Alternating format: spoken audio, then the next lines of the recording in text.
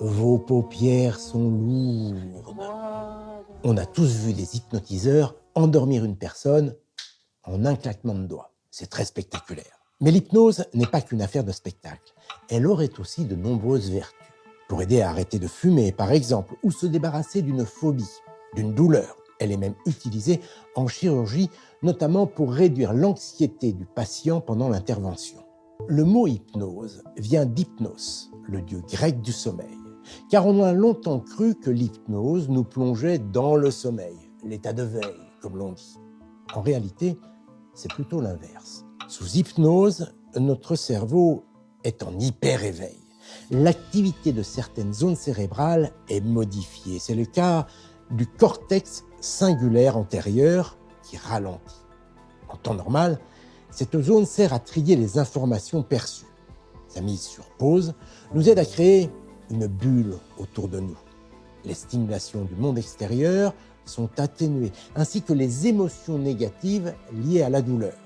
Vous connaissez sans doute cet état, lorsqu'on est totalement absorbé par une tâche ou perdu dans nos pensées, à tel point que nos perceptions en sont altérées. Comme ce coureur focalisé sur la ligne d'arrivée qui n'entend plus les cris d'encouragement autour de lui, il en vient même à oublier qu'il a mal aux jambes. L'hypnose modifie aussi les échanges entre les différentes zones du cerveau. Ainsi, la communication s'accroît entre l'insula, qui joue un rôle dans la perception de nos sensations intérieures, et la partie de notre cortex préfrontal qui nous permet de focaliser notre attention. Résultat, notre attention se focalise sur ce qui se passe à l'intérieur de nous, sur notre vie intérieure. Le reste est occulté.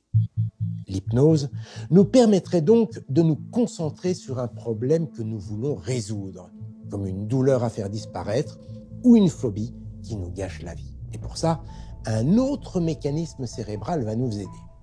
La zone du cortex préfrontal, déjà évoquée un peu plus haut, qui nous permet de focaliser notre attention, eh bien, cette zone réduit ses échanges avec le cortex singulaire postérieur, qui lui joue un rôle déterminant dans la conscience que nous avons de nous-mêmes. En gros, ça se relâche là-haut. Notre sens critique est inhibé.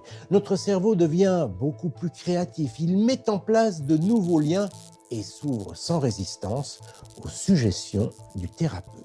Un fumeur est ainsi prêt à changer d'avis sur la cigarette. Bon, il lui restera encore à se débarrasser de l'addiction à la nicotine s'il veut arrêter de fumer.